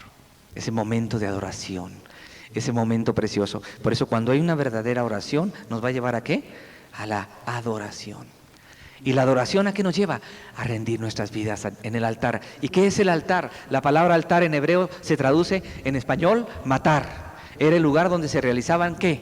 Los sacrificios. ¿Y cuál es el altar en el Nuevo Testamento? Donde el Cordero fue muerto por nuestros pecados. La cruz del Calvario, donde Cristo murió por nosotros y hoy vive a la diestra del Padre y resucitó. ¿Y dónde voy a colocar mi ofrenda? En Cristo. En Cristo. En Cristo. El que es verdaderamente cristiano es templo del Espíritu, dice la Escritura, y su actividad principal será la oración y la adoración. Donde estés, aquí mismo, en el camino, en tu casa, en tu tiempo privado de oración, continuamente dando gracias. Es un buen sacrificio, ¿cierto, no? Porque Pablo estaba dando gracias, dice la Escritura, y cantando himnos, después de haber sido azotado. Todos hemos leído y hemos hablado de este pasaje, ¿no? ¿Y qué pasó con la prisión? Tembló, ¿por qué? El Espíritu se derramó, y el carcelero se convirtió con su familia y se bautizó, y Pablo fue libre, y Silas. Qué hermosos sacrificios estaban llevando a Dios. Que la palabra sacrificio, eso es, sacrificio, es morir cada día con Cristo. es negarte al mundo, es aguantarte las ganas de pecar y no hacerlo, no por reprimido, sino porque amas a Cristo. Es estar dispuesto a sufrir lo que sea, maltratos, calumnias, acusaciones falsas, difamaciones, persecuciones, cansancios, desvelos, ayunos, enfermedades, todo para que el reino de los cielos progrese y la palabra de Dios corra y sea glorificada. Eso es el altar, la cruz de Cristo. Es ahí donde yo quiero ofrecerme diariamente, como un sacrificio agradable a Dios.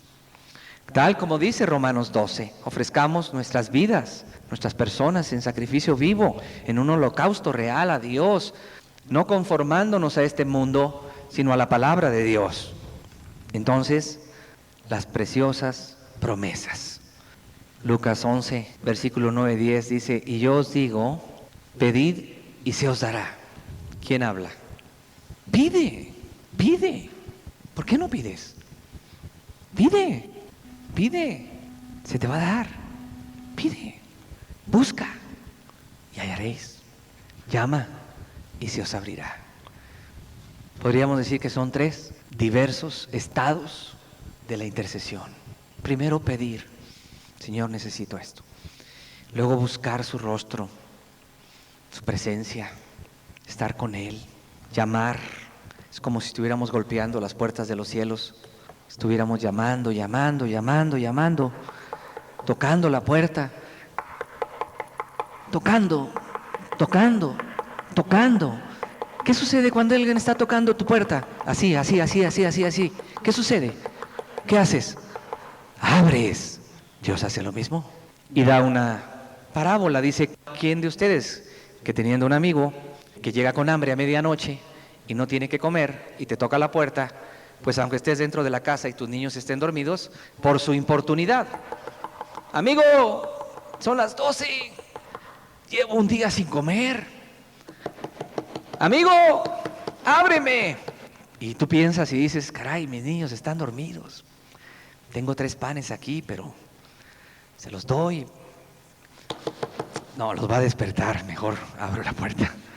Y sale, hola amigo, ¿cómo estás? Ten estos panecitos, dale a tus invitados. Gracias. Si ese amigo, por ser amigo solamente, por la insistencia del otro, le dio los panes, ¿cuánto más Dios nos dice en ese mismo contexto, en ese mismo pasaje? Pide y se te dará. Busca y hallaréis. Llama y se te abrirá. Llama. Llama, tócale ahí arriba, toca duro, insiste, insiste. Lo que está diciendo este pasaje es, si ya oraste una vez y no hubo respuesta, ora 2 veces. Si oraste 3 veces y todavía no te contesta Dios, ora 10. Si ya oraste 10 y no te contesta, ora 100. Si ya oraste 100 y no te contesta, ora 1000, pero te va a contestar. Porque Dios se agrada de los que le buscan. Tócale. ¿Ya te cansaste? ¿Ya perdiste la fe en Dios? ¿La oración es una herramienta vieja que usamos para las campañas? No, pide hoy, búscalo, lo vas a hallar. Lucas 18, 7-8. Lucas 18, 7-8 dice también, ¿y acaso Dios no hará justicia a sus escogidos que claman a Él día y noche? Se está preguntando. ¿Y acaso Dios no hará justicia a sus escogidos que claman a Él? ¿Cuándo? Vuelve a repetir Jesús que la oración debe ser intensa, incesante. Esa es la palabra. Cuando mataron a Jacobo, hagan memoria, cuando mataron a Jacobo en el libro de los Hechos, a espada, y Pedro estaba preso, la iglesia hacía oración sin cesar. Y esa fue la clave para que soltaran a Pedro.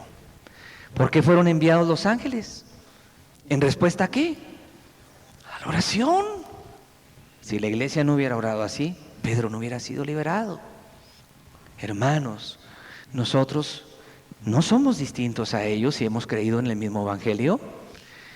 Dios nos va a hacer justicia. ¿Qué injusticia tan grande? Habían matado a Jacobo a espada. Y ahora iban a matar a Pedro, 2 columnas de la iglesia en Jerusalén. Eso iba a traer, y la iglesia no estaba preparada todavía para tantas cosas.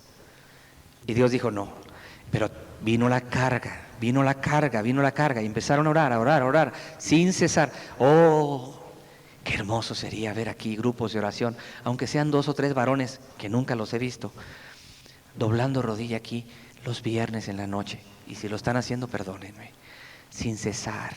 O el martes estar orando sin cesar, sin estarse fijando en el reloj, aunque sea 1 hora, pero intensa, intensa, intensa. En lo personal, estar orando sin cesar. Oh, hermanos, qué distinto sería esto. Dios haría justicia contra nuestros enemigos, contra el pecado de México, contra la maldad. Haría justicia a los huérfanos, a los pobres, a los desamparados que claman a Él. Haría justicia contra las injusticias que vives, contra ese esposo, contra esa situación familiar, contra esa situación que te atormenta, contra esa injusticia que estás viviendo.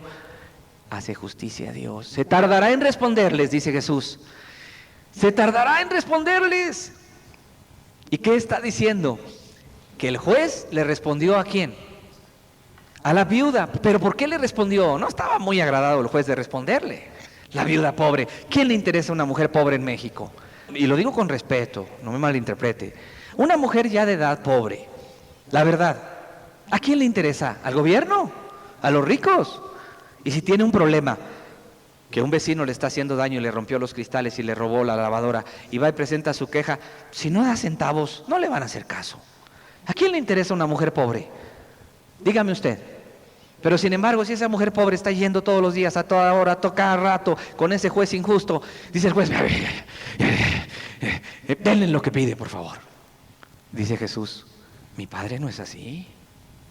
Mi Padre no es como ese hombre que se fastidia que estés orando. Mi Padre es bueno. El Dios de los cielos se agrada de los humildes, de los justos cuando claman. Entonces, pronto te hará justicia y no se tardará en responderte. Preciosas promesas, ¿verdad? A veces estamos tan decepcionados de los demás que pensamos que Dios es así también, ya de plano. Y no, Dios no es así. Dios oye. Marcos 11:24, repetimos, preciosa promesa en la oración. Por tanto os digo que todo lo que pidiereis orando, creed que lo recibiréis y os vendrá. ¿Por qué no tomas esta promesa de corazón y pídele a Dios? Y qué hermosa es la vida del que sabe orar.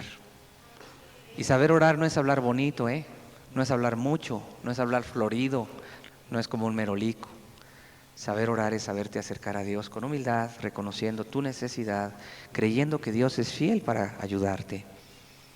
Salmo 42:8 dice, para el que ora, para el que sabe acercarse a Dios, pero de día mandará Jehová su misericordia, y de noche su cántico estará conmigo, y mi oración al Dios de mi vida.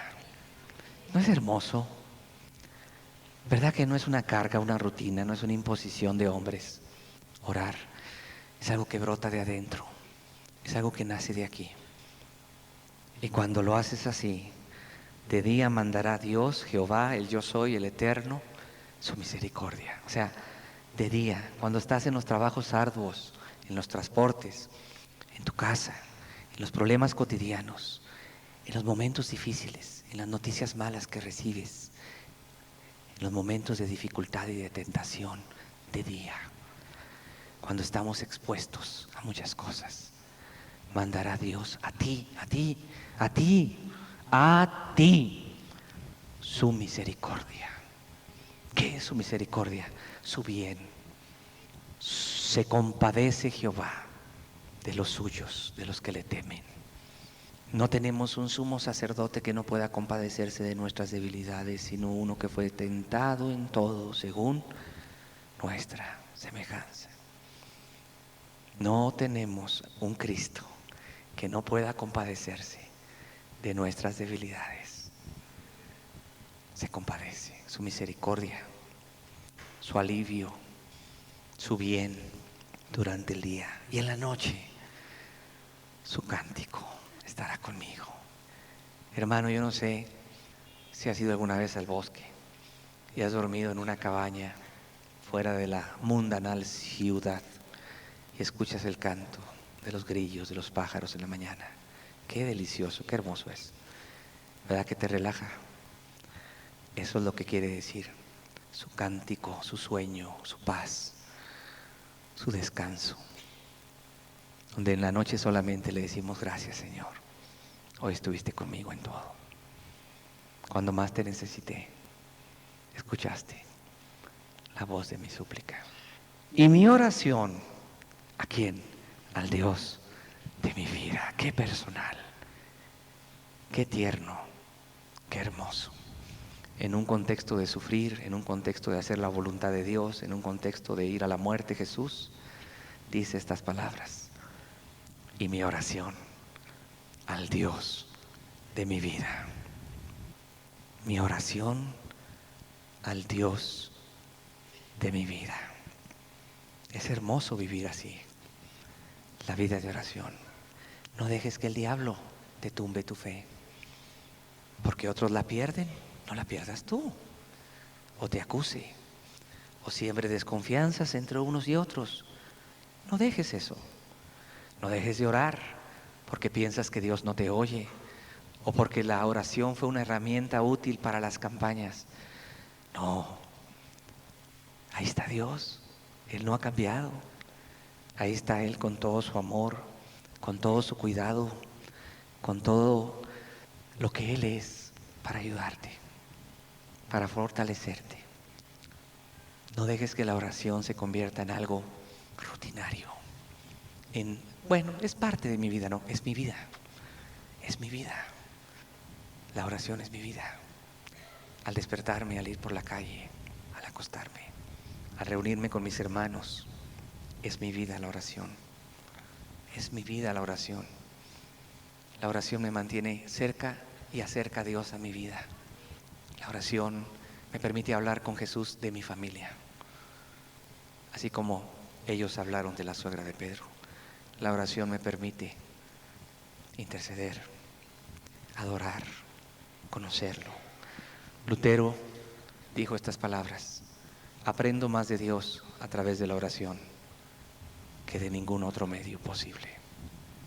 La oración, la oración. ¿Por qué no le dices a Dios, renueva mi vida de oración, Señor? Si no la tienes, si la has perdido. ¿Por qué no eres sensible en estos momentos, sencillo? O simplemente agradecerle a Dios, porque Él te oye. Porque como iglesia no buscan confesarse sus pecados unos a otros. A veces el simple hecho de decir, no hay nada, hermano, pero como quiera estoy contigo aquí. De abrazarse, de amarse, de orar unánimes, orar juntos. ¿Tienes una carga hoy? ¿Por qué no haces lo que hizo Jacobo, Juan, Andrés y Pedro? Habla con Jesús de ello. En este momento, aquí está Él. Tú escuchaste la voz de mi súplica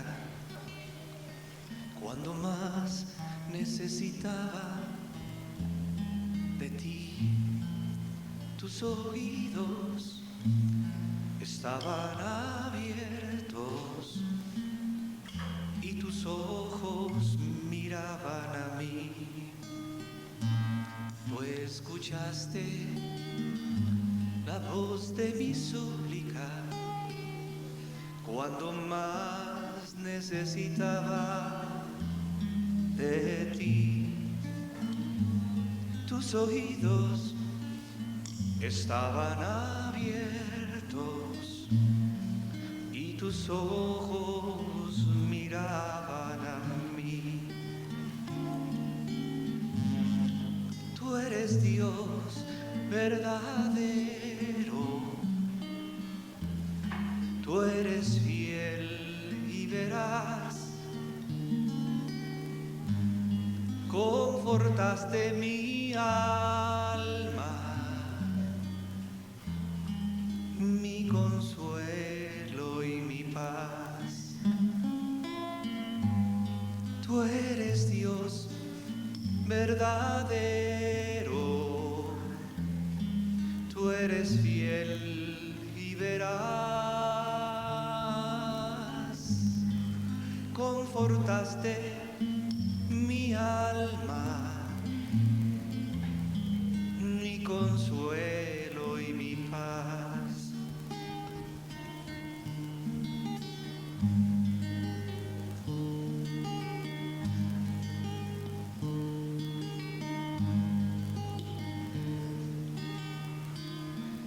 En mi vida camino tranquilo, pues yo sé que tú cuidas de mí. Cada día observo tu mano y tu tierno cuidado por mí. En mi vida camino tranquilo, pues yo sé que tú cuidas de mí. Cada día observo tu mano y tu tierno cuidado por mí. Tú eres Dios verdadero, tú eres fiel y veraz, confortaste mi alma, mi consuelo y mi paz. Tú eres Dios verdadero, tú eres fiel y veraz, confortaste mi alma, mi consuelo y mi paz.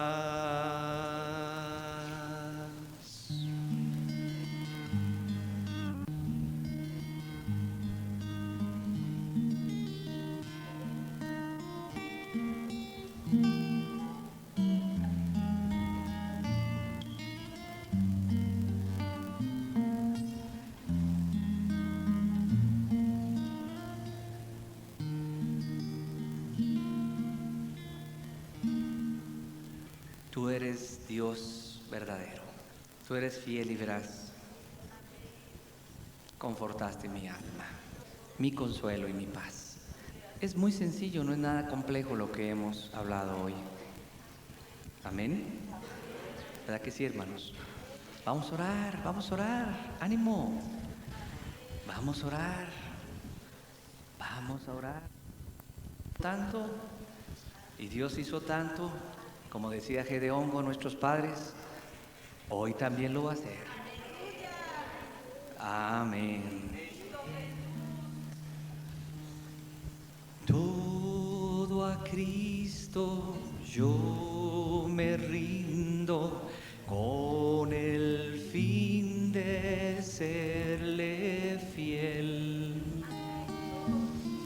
Para siempre quiero amarle y agradarle solo a Él. Yo me rindo a Él, yo me rindo a Él,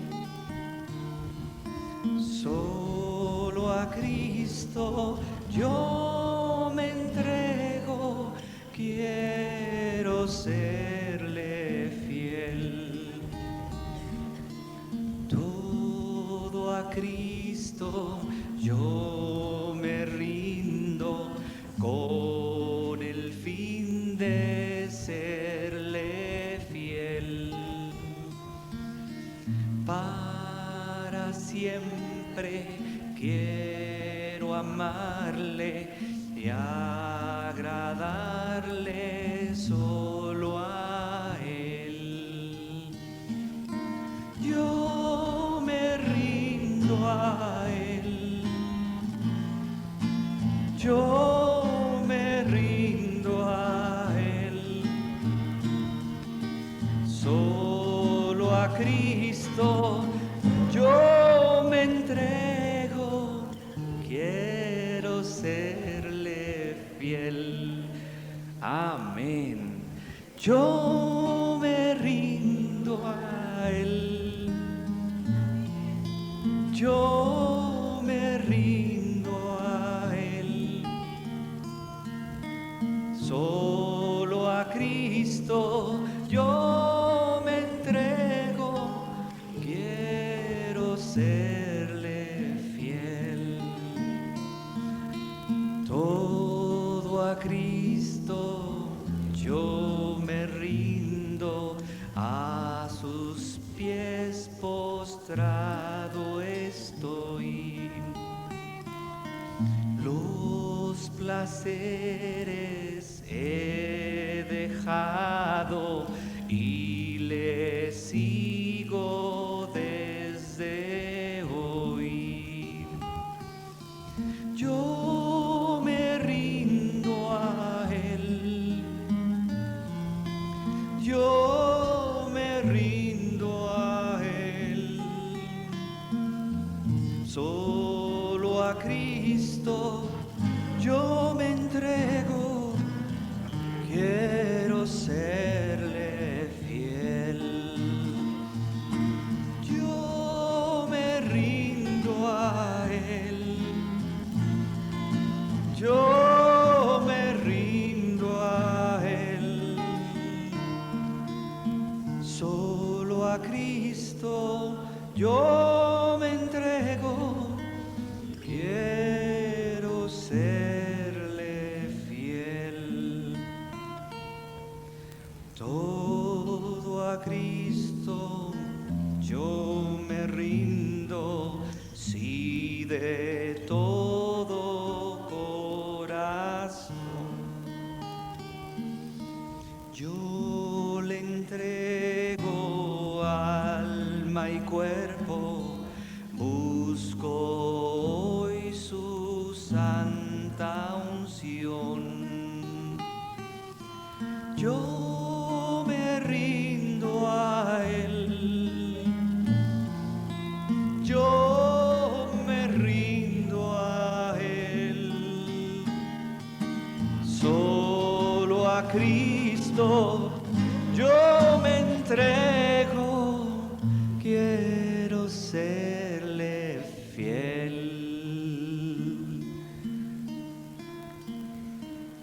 Todo a Cristo yo me rindo. Siento el fuego de su amor. Oh, qué gozo hay en mi alma. Gloria, gloria, mi Señor. Yo me rindo a Él. Gloria a mi Señor. Yo me rindo a Él.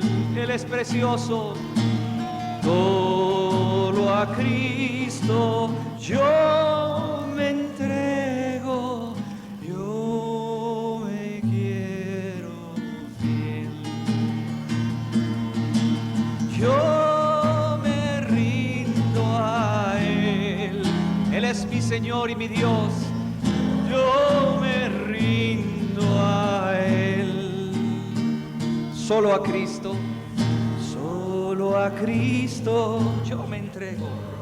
Yo me entrego, quiero serle para siempre, Señor. A ti, Jesús. Quiero serte fiel. Quiero serte fiel.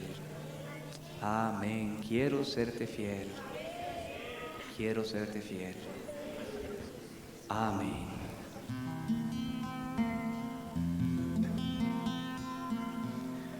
Orando sin cesar venceremos. Orando sin cesar venceremos. Para poder vencer necesitas el poder. Orando sin cesar venceremos. Orando sin cesar venceremos. orando sin cesar venceremos. Para poder vencer necesitas el poder, orando sin cesar venceremos. Venceré, porque Él está conmigo. Venceré, porque conmigo está. Venceré, venceré, vencerás, vencerás, venceremos en el nombre de Jesús. Venceré, venceré, vencerás, vencerás, venceremos en el nombre de Jesús. Orando sin cesar venceremos, orando sin cesar venceremos. Para poder vencer necesitas el poder, orando sin cesar venceremos. Venceré, porque Él está conmigo. Venceré, porque conmigo está. Venceré, venceré, vencerás, vencerás. Venceremos en el nombre de Jesús. Venceré, venceré, vencerás, vencerás. Venceremos en el nombre de Jesús.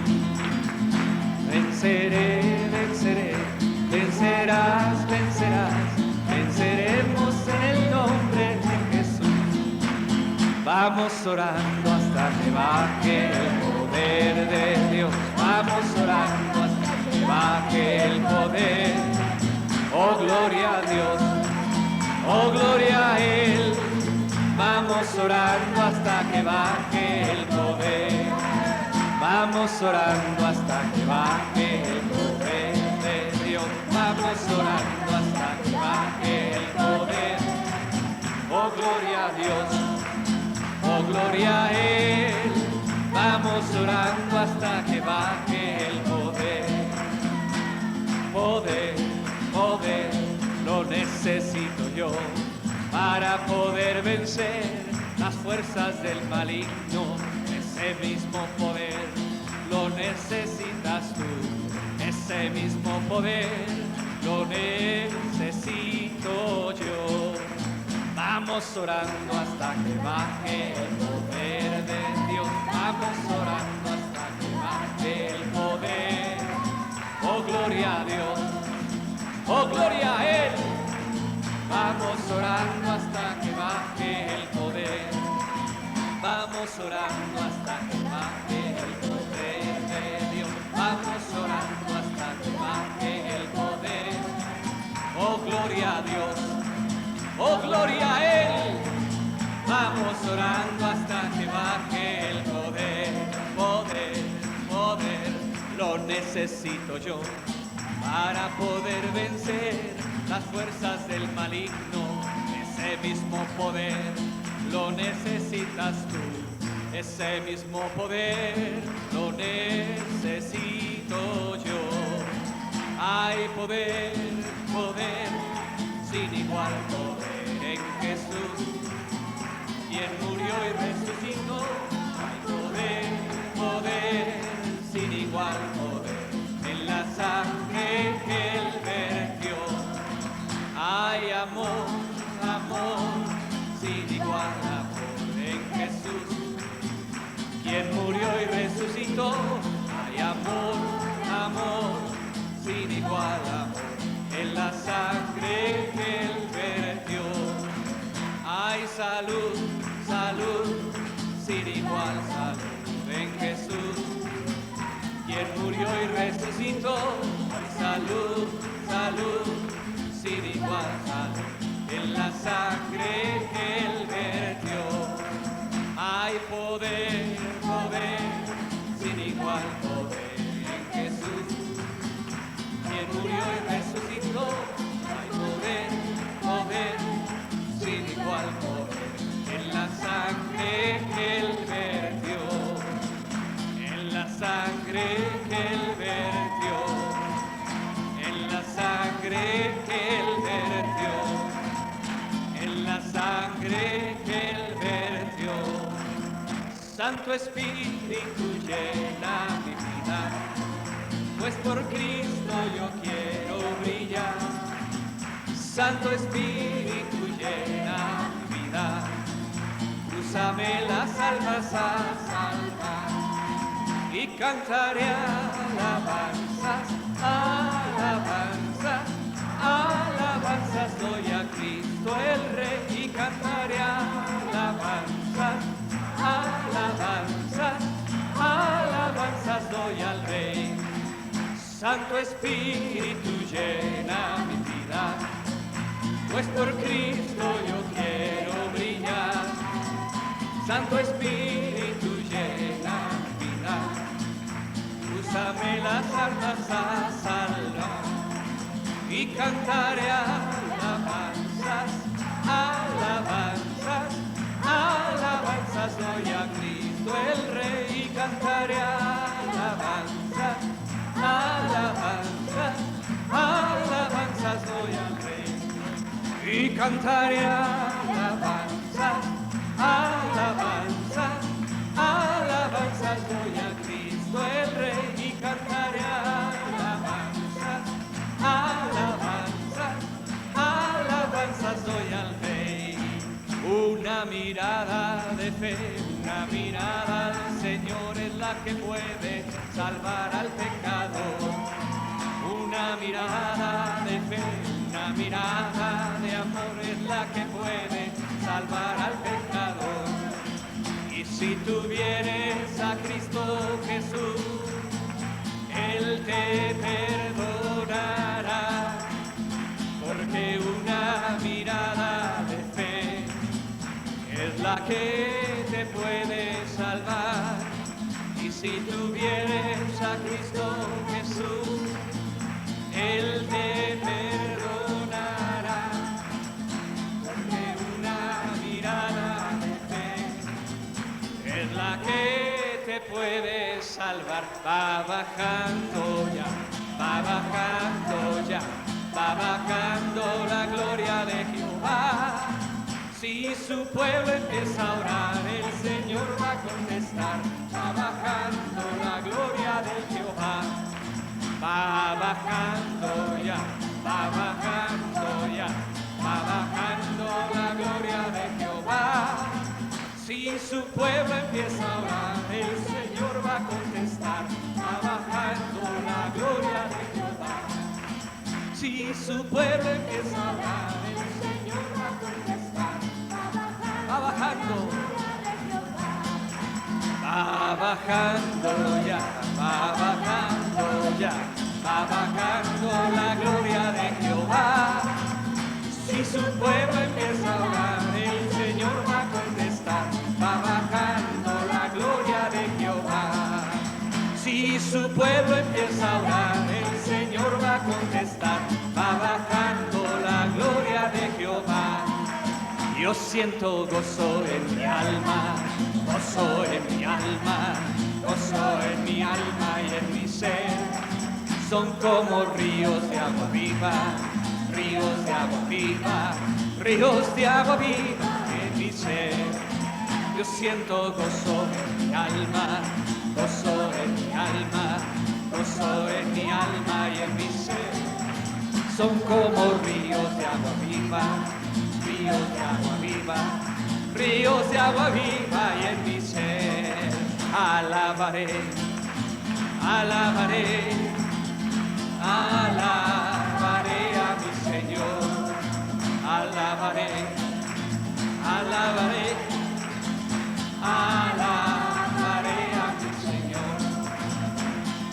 Cuando el número de los redimidos y todos alababan al Señor, unos oraban, otros cantaban, pero todos alababan al Señor.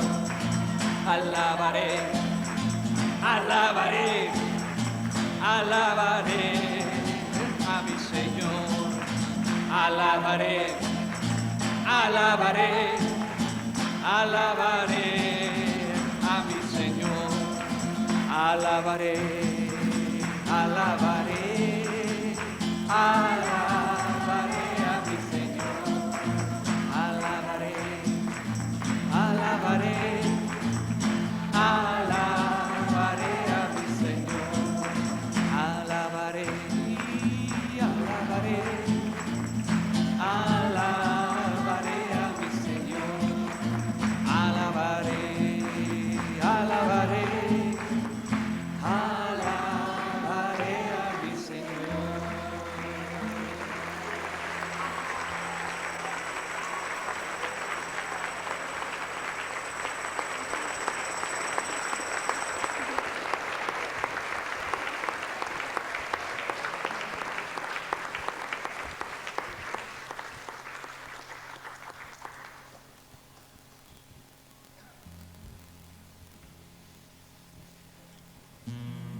Desde que encontré al Maestro, desde que lavó mi ser,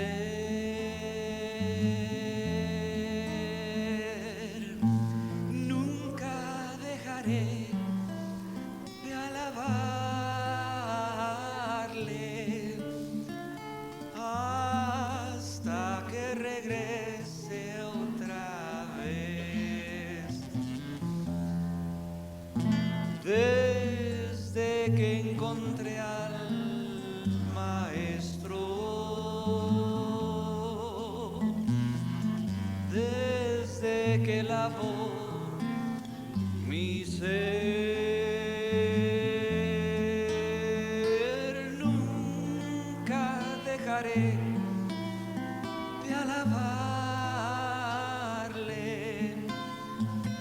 hasta que regrese otra vez. Me ha tocado, sí, me ha tocado,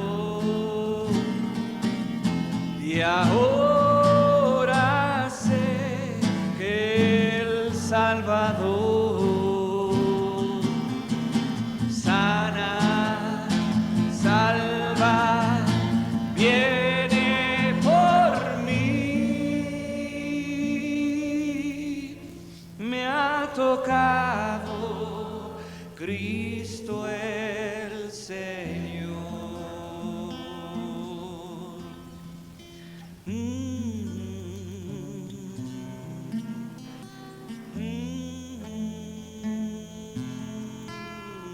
Y ahora sé que el Salvador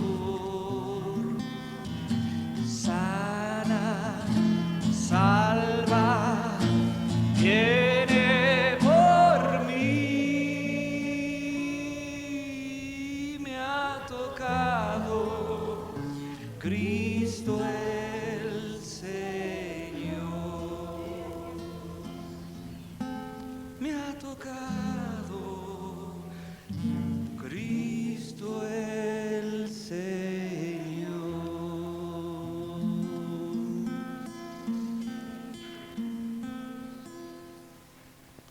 Tú eres digno de obediencia por toda la eternidad. Eres santo y tu gloria llena el templo. Me gozo en adorar porque no hay otro Dios.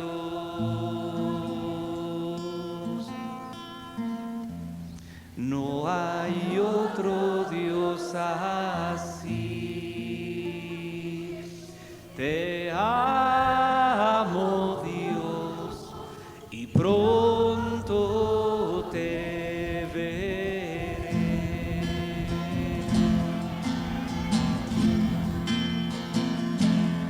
Tú eres digno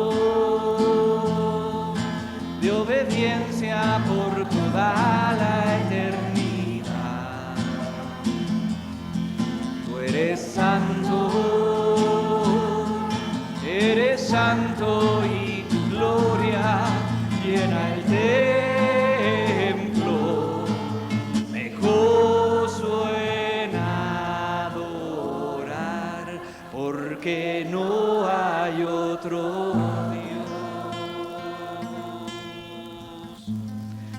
No hay otro Dios así.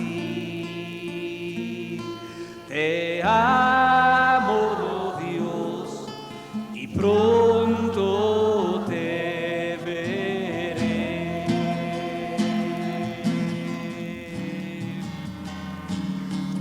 Tú eres digno de obediencia por toda la eternidad. Tú eres santo y tu gloria llena el templo. Me gozo en adorar, porque no hay otro Dios. No hay otro Dios así. Te amo, Dios, y pronto te veré, porque no hay otro Dios. No hay otro Dios así. Te amo, Dios, y pronto te veré. Te amo, Dios, y pronto te veré. Te amo, Dios, y pronto te veré.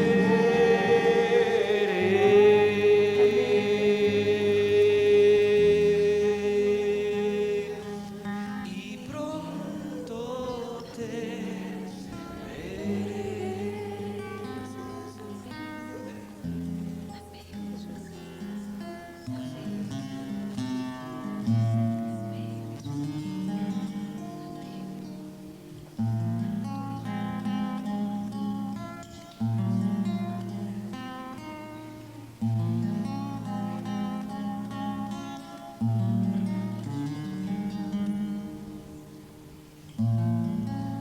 porque Él me ha dado vida eterna,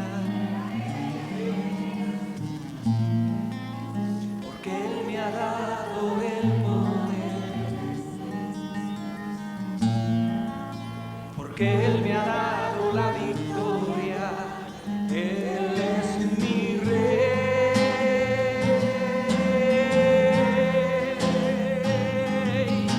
A Cristo he proclamado Rey, porque Él me ha dado vida eterna,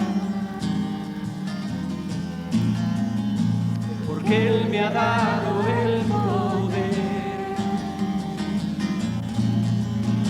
porque Él me ha dado la victoria. Él es mi Rey.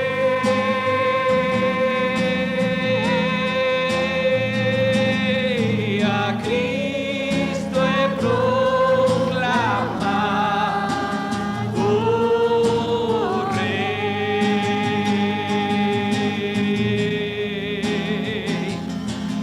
A Cristo he proclamado Rey.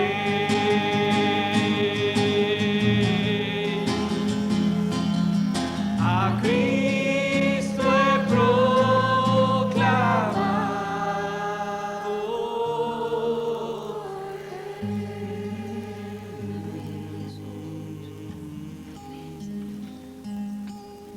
En la oración es lo que hacemos, proclamar a Cristo Rey, Rey verdadero, Rey eterno. No hagamos de la oración una regla, algo mecánico, no hagamos de la oración algo que tiene que ver con un mandamiento seco. Hagamos de la oración nuestra vida. Tomemos la senda antigua, la senda que nos dio las victorias, la senda que nos abrió las puertas, la senda que nos hizo conquistar reinos, la senda que nos hizo ver la gloria de Dios. No hay otra. La oración es muy eficaz.